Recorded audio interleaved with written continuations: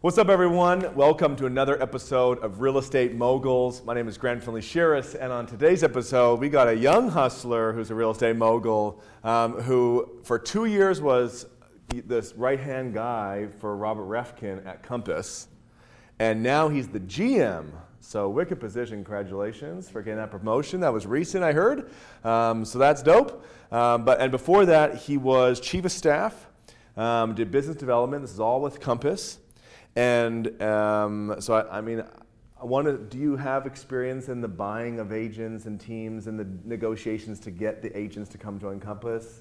Can we get into a little bit of that today? We can get in whatever you want. Wicked. All right. Although we don't buy, there's no such thing as buying agents. I know. So you recruit, and I mean, just like any company, Google gives signing bonuses to. You're saying, hey, I want great agents at Compass. Mm-hmm. And you guys, that was a part of the plan. Like when you raise money, it's not just to build tech, it's not just for marketing and advertising, it's, hey, we need people are our agents, and you guys spend money on it. I mean, I haven't seen people do what you guys do, but it seems to be working. Like the numbers are pretty impressive that you guys are achieving.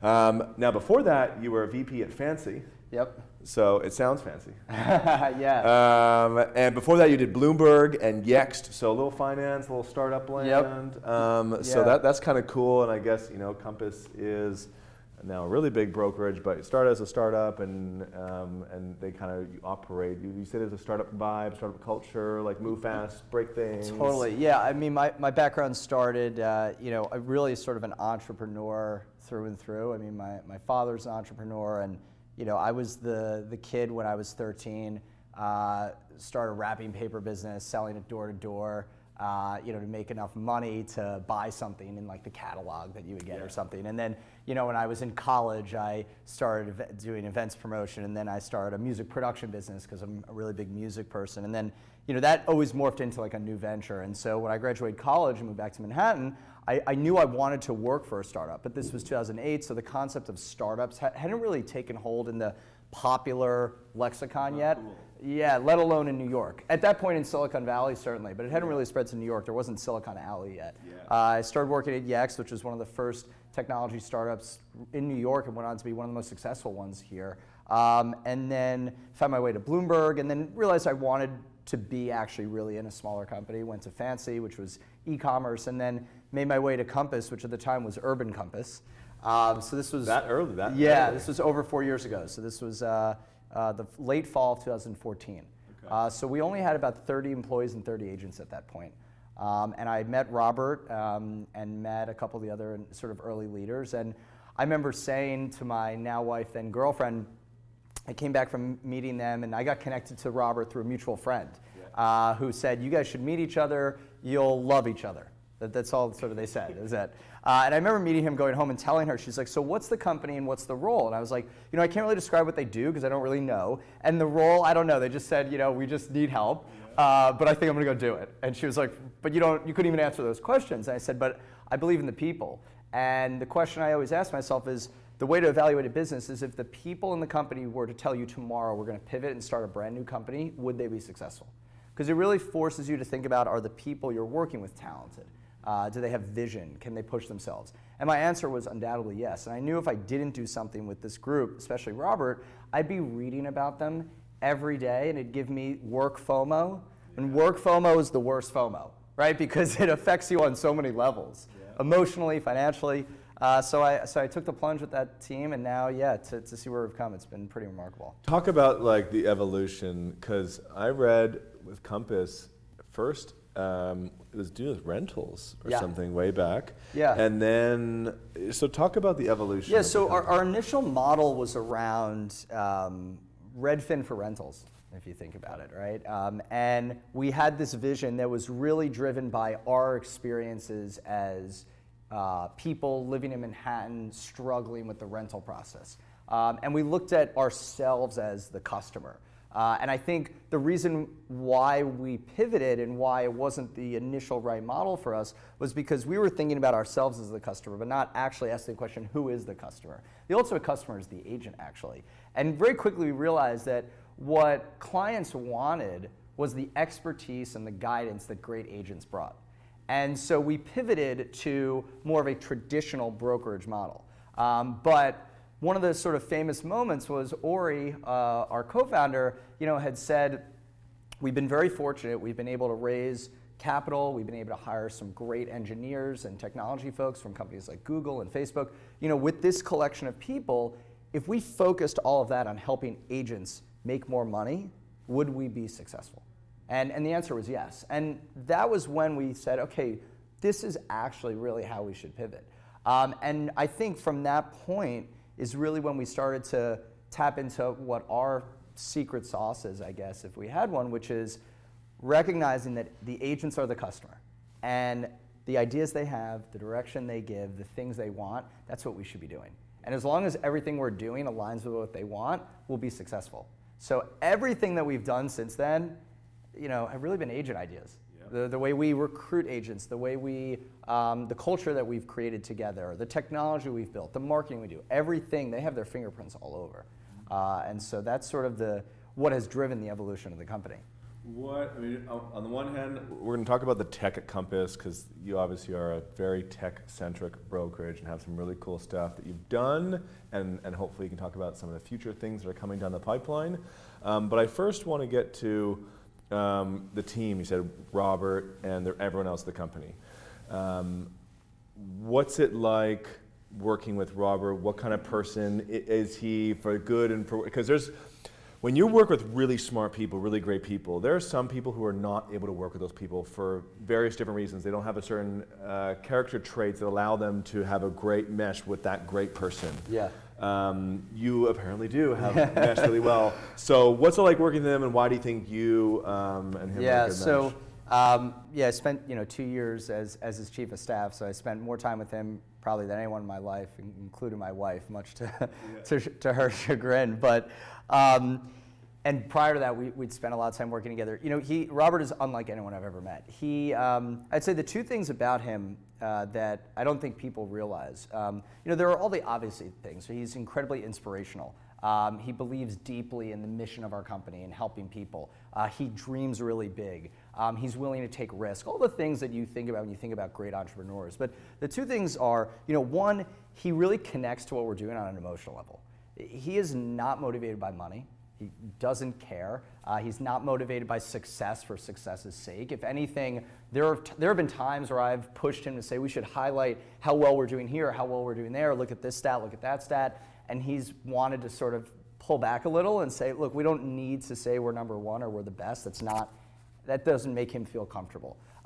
He is really driven by uplifting this industry and helping people on an emotional level. And I think, look, some of that is definitely connected to growing up with a mom who was an agent. And so I can only imagine if I watch my mother struggle firsthand as an agent and have to go through all the difficulties that agents do every day, I'm sure I would be very motivated to want to build a company that improves their experience. But on a human level, that is really what drives him. The other thing is that he's the most customer-focused person I've ever worked with.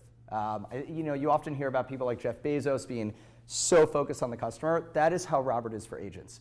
And he's really pushed the company to think at that level. We have 8 entrepreneurship principles, which are sort of our guiding values for how we work together. And one of them is called learn from reality.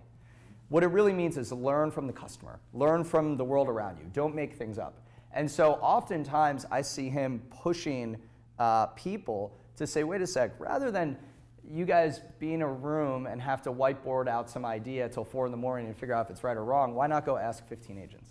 And people are like, oh, yeah, I never thought of that. Or we're going to launch a big company initiative and we want to unveil it. And he'll say, why don't I take that on the road and bring that to 10 offices I'm going to visit this week and ask them what they think? He really pushes the company to think about the agent as that customer in a way that I've never seen anyone else do.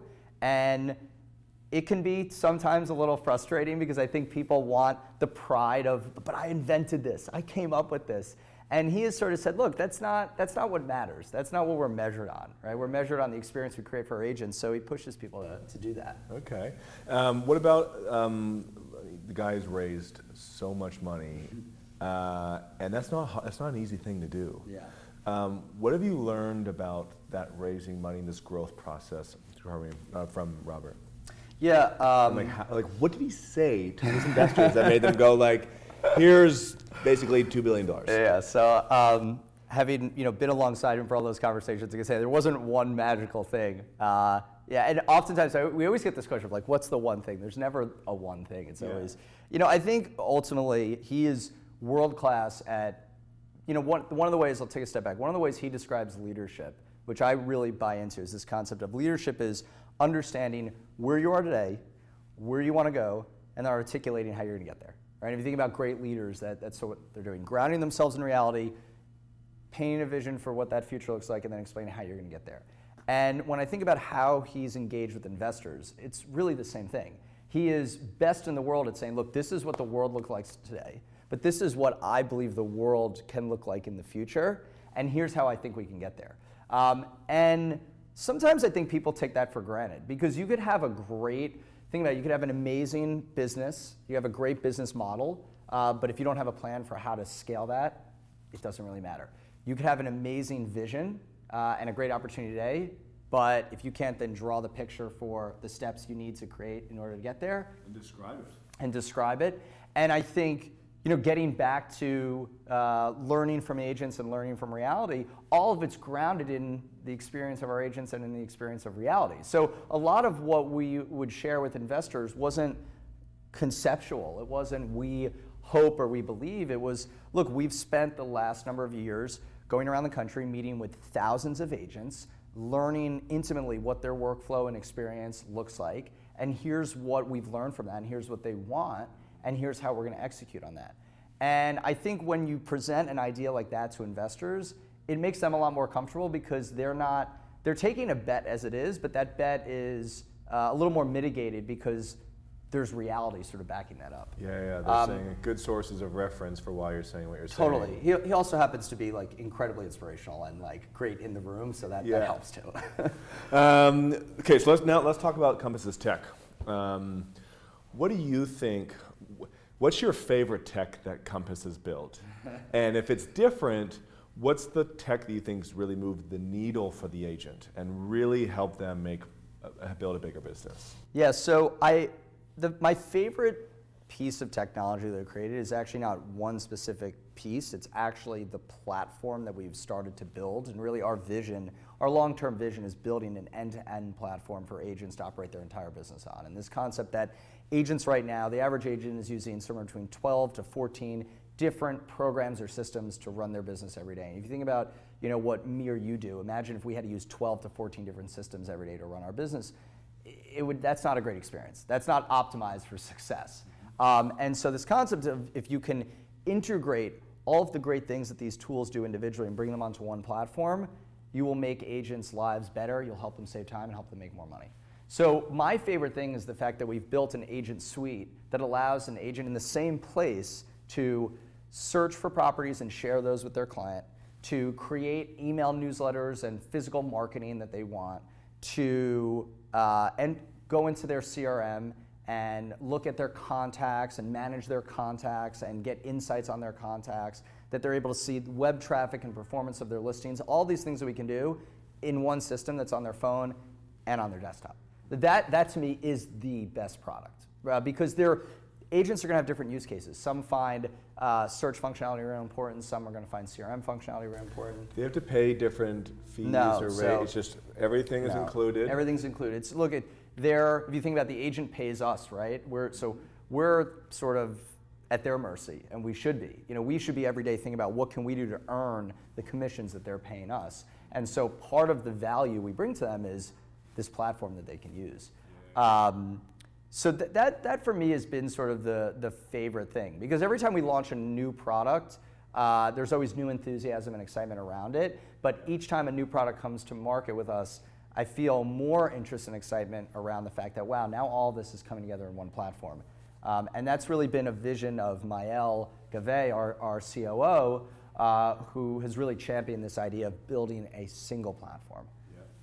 Now, there's lots of great companies who are also getting funded, and they provide different things for different agents. At some point, do you guys have to say, like, we're not going to build everything. Mm-hmm. We are going to partner with companies for these things. We're going to buy licenses or stuff for our agents from that company. Have you guys already started to do that, or is Yeah. everything built in-house? Look, I think our preference is to build as much as we can in-house because you can build it exact specifically in the way that agents want. Some technology that agents have adopted wasn't necessarily built for them. It was built for different businesses or industries. And then you can have more control over that experience. So that's the preference, right? But resources are limited, they're not infinite, and so you have to make decisions and trade-offs. There are some things where we've looked and said, well, this company does this really well, let's partner with them. But our long-term vision is to bring everything onto the platform. And so, yeah, I think, and not just the tools that help agents work with their clients on the buying and selling of homes, but help them really extend this platform to everything that happens before and after the transaction, right? So if you think about it, agents are spending just as much, probably maybe even more in some cases, time with their clients, advising them on things post-transaction and pre-transaction. So imagine a world where an agent can manage those workflows on the Compass platform. And if you are working with me and I'm a Compass agent and I help you buy a home and we need to connect you up with a moving company now, rather than me have to then email you the contact of the moving company that I've used, you call them, you go back and forth, we have the ability to create a world where you can click, 2 clicks on your iPhone and you as the client are already connected with the moving company. They have the dimensions of your new home. They're synced to your calendar so they know when they can come.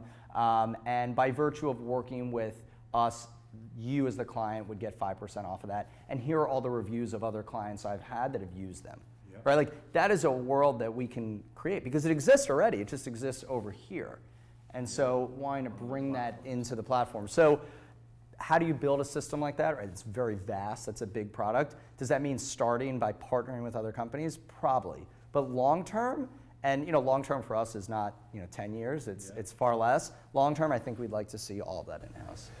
Now, I remember talking to Robert in passing an event because me and him have similar thoughts on the benefits of doing that. Mm-hmm. Are that you give new revenue streams to the agent so that they don't have to charge maybe so. Is the idea, because I didn't get this out of him, because my vision is if the end consumer wants a compression on commission, how do we make sure that the agent doesn't have a compression on their income? Yeah, most definitely. And is this the end goal that you can at some point, is there even a reality, because I've even started to play around with the amount of companies that come to me and say, I want to use you and get to your agents so they can start to distribute my products and services to the community, and I'll give a cut, I'll give upfront, I'll give residuals to the agent. And is there even a future where the agent can charge nothing to sell a home because they're now connected to this flow of money that happens in a neighborhood? So it's interesting how you're thinking about it. The way we've thought about it is, how do you create a platform and an experience for an agent with their client where they can do two things? Reinforce the value of a 6% commission and create an additional revenue stream for them. So I don't see it as an either or, because I think actually if you're able to provide all of these services to a client, then you're creating a lot of value for that client. And my guess is clients would be happy paying for that, right? Yeah.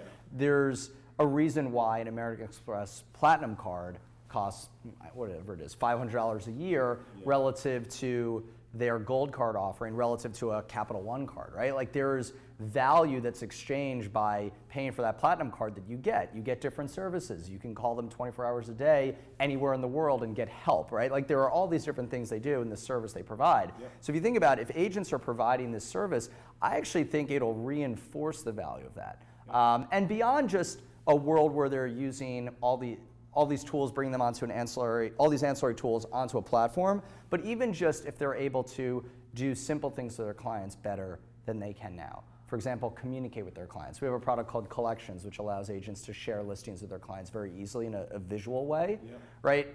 If they can share listings with their clients better, if they can price more accurately, if they can help their clients sell their homes faster for more money, all those activities create value. Yeah. And in a world where you're creating value, I think of it as the way to, I was watching this documentary about food and how pharmaceutical companies are so focused on curing diseases, but no one's focused on preventing, right? So I think we're all thinking about what's the silver bullet to stop commission compression. What about like starting at the beginning and saying like, how do we just create more value on the front end to where that conversation is not, I don't really want to pay 6. I want to create a world where agents say, oh, you're a Compass agent. Yeah, no, I want the best service. I want the best experience. I want the best opportunity to sell or buy a home, so I want to work with you, and therefore they pay that. But that platform does create the opportunity to make more money. You never know. You never know what forces. I mean, yeah. Totally. You add more value, you do 6%, and I'm giving you all this extra value, but who knows what's going to happen in the universe. And at the end of the day, if there ever had to be, like you look at Google, one of my favorite books ever that changed the way I think about business called Free, by I think Chris Anderson or something. And it just talks about all these industries that found a way to get to 0. And all of a sudden they just got market share across the board. Google Maps is like the biggest example. Because they're like, hey, I found a way to make money in other ways, so it allows me to go to 0 to now get the customer base. Yeah. And if I see you as a lifetime value of as a person, which agents right now they don't see lifetime value of a customer, they see a transaction. Yeah. They may see a repeat transaction in 5, 10, 15, 20 years, versus most tech companies. They're like, no, I'm going to upsell you. I'm going to get other things and have other revenue streams from you. So I'm willing to, my cost to acquire a customer, I'm willing to pay for essentially the staging, the route, like all that stuff, listing prices, because I just want to get you as a customer. I want to get you on my platform, and I know that if I can do that and provide this amazing value, I'm still going to make the same amount of money as I was 5, 10 years ago. Yeah, I think like at least opens up the possibility. Yeah, I think that the one thing about Compass is that we often think about these opportunities to help agents grow their businesses as a means to help them make more money. We don't think about it as much as how do we make more money. We're more focused on, all right, how do we help our agents be more successful? So as it relates to building that platform, or even something like Compass Concierge, which we launched this year, which we cover the cost of staging, and light cosmetic repair and painting and all these things that you would have to do to a property to get it ready to sell, to hopefully sell it for more money and for faster. We put up the capital for that. We don't charge a fee on that, right? We have a program called the Agent Betterment Fund where we give agents interest-free loans to invest in their business.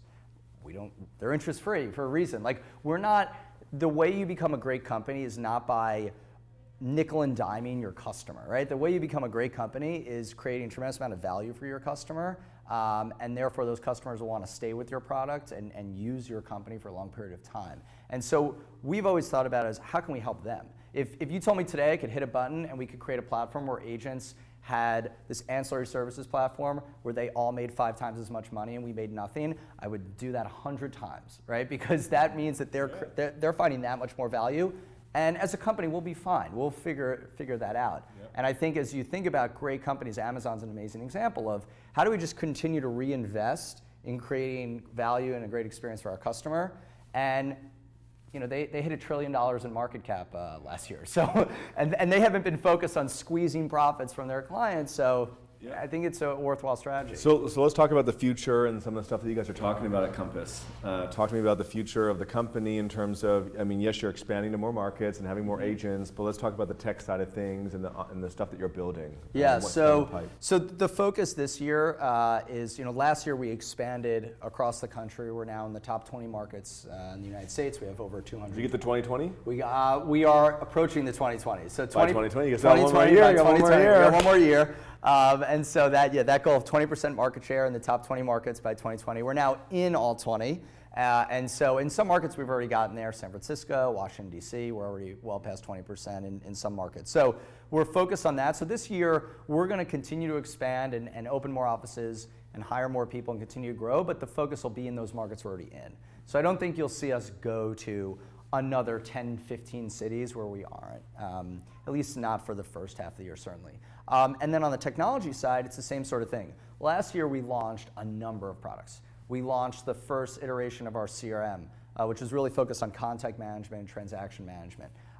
We launched a data pledge alongside of that says our agent's data is their data, and if they choose to leave, they can take it with them, and they can always have access to the CRM if they chose to leave. We launched Facebook ads on the Compass platform. We launched a number of different things. So this year, the focus is actually continuing to go deeper on those things. After we launched them, a lot of our agents said, fantastic, I love this, but can it do this? Can it do this? Can it do this? So this year, we're really focused on building those products a lot deeper, continuing to integrate them to the system. And then I think maybe by the second half or latter part of the year, you'll start to see us start to think about rolling out new products. So the focus of 2018 was breadth, and the focus of 2019 is depth, and to really go deep on that.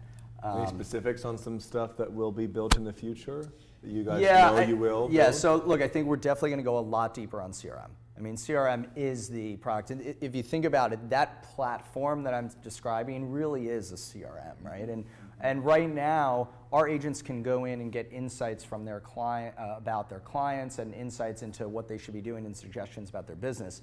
We want to create a world where I'm an agent, I can go into the Compass platform, and I can be given an insight that's powered by machine learning and artificial intelligence that can help me be 10 times more productive. For example, hey Rory, you worked with Christina 4 years ago as your client. You helped Christina and her husband buy a home. They bought that home with you. In the last 4 years, that home is appreciated by 17% relative to the comps in the market. We know that because we have all the comps, we have all the listings data. It's a pretty big increase. So maybe you'll want to contact Christina and let her know because she might be interested in selling. Well, beyond that, here's the email built in the system with that chart already created, with all of the content broken out, and it's ready to go, and you just click send. Now, it's physically impossible to do that without technology. In a world where you can do that, and that is not that far away, right? That is very possible in the short term. I mean, you can help people become incredibly productive. Yeah. And we'll follow-up game, that's what it is. The follow-up game, exactly. And then also a lot more around mobile. We're going to release an Android app this year for consumers, and we're going to be building a lot more. Do you have iOS? We have iOS for So agents and consumers. Now we're adding the Android. So we had iOS for a while. Now adding the Android, and so enough people be like, "Where's the Android? Where's the?" Certain parts of the country are very focused on Android. So we're delivering on that, but you'll see a lot more around mobile, just because that is obviously where our agents and their clients are working, is on mobile. Okay. So we have, again, an audience of agents, brokers, team leaders, investors, tech company founders. Any asks or needs, you can say, hey guys, if you know anyone who can do this, if you're interested in this, hey, come talk to me. Any needs, any wants? Needs and wants. Honestly, if anyone's interested in Compass and wants to think there's an opportunity to work with us, partner with us, any agents who are curious about what we're doing, just feel free to email me. My email is just Rory@Compass, RORY@Compass. And yeah, I mean, our needs are, I want as much feedback from our agents as possible. So if any of our agents are watching this, make sure you're continuing to send us feedback on what we should be doing. So one of the things with the whole culture thing that I started to learn in business was culture at the end of the day is lifestyle. Yeah. And when I think about how to create a lifestyle for myself and the people who work with me, well, the answer is start flowing. So if you guys, how would you describe the lifestyle working at Compass? What's it like working at Compass from a lifestyle perspective? That's a great question. So I think one is we really think of ourselves as entrepreneurs. And being an entrepreneur is a lifestyle, right? And so you think about it, agents are the ultimate entrepreneurs, right? And we say on the employee side, we're a company of entrepreneurs building for entrepreneurs, right? So when I think of great entrepreneurs, I think the lifestyle that they embody that we try to sort of mimic at Compass is one where you have a passion and a dedication and big dreams and aspirations for what you're doing, right? So for the company, for the businesses that our agents are running, and that dedication and passion often means that you're going sort of above the norms of, let's say, a 9 to 5 in committing to it. On the other side of that, I think one of the things that we really respect about entrepreneurs is they can be their authentic selves, right? And so in a lot of companies, you have to sort of conform to the personality of the company, the politics of the company. The nice thing about Compass is we encourage people to be themselves. If you're comfortable coming to work every day in a t-shirt and jeans and sneakers, and that's who you are, then be that. If you're comfortable coming to work in a suit, be that. If you have a specific hobby that you love doing and you want to share with the community at the company, share it, right? I oftentimes see employees and agents that are either musicians or are into photography or cooking or whatever these different things are, and bring that to work. And oftentimes I feel like at work we don't bring anything of our personal life, right? So I think the lifestyle of Compass is one where it's have a care and a passion and dedication to what you're doing and make that product that you're creating great. But at the same time, remember that you're a human being. And who you are as a person is why people want to work with you. I think some of our agents do an amazing job, in particular, of showing their personalities on their social. And it's actually why I think clients work with them.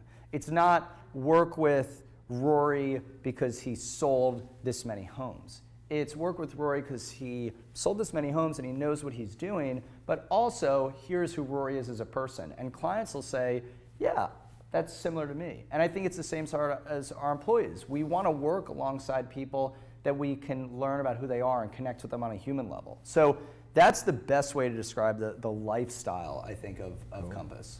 Well, if you're interested, check them out. They're a really big growing company. Dude, thanks so much for coming. Thank you so much. I appreciate your time. As always, subscribe so you guys can learn more from people who are in the trenches, who are leading these major companies and who are real estate moguls in this space. All right, thanks very much and have a great day.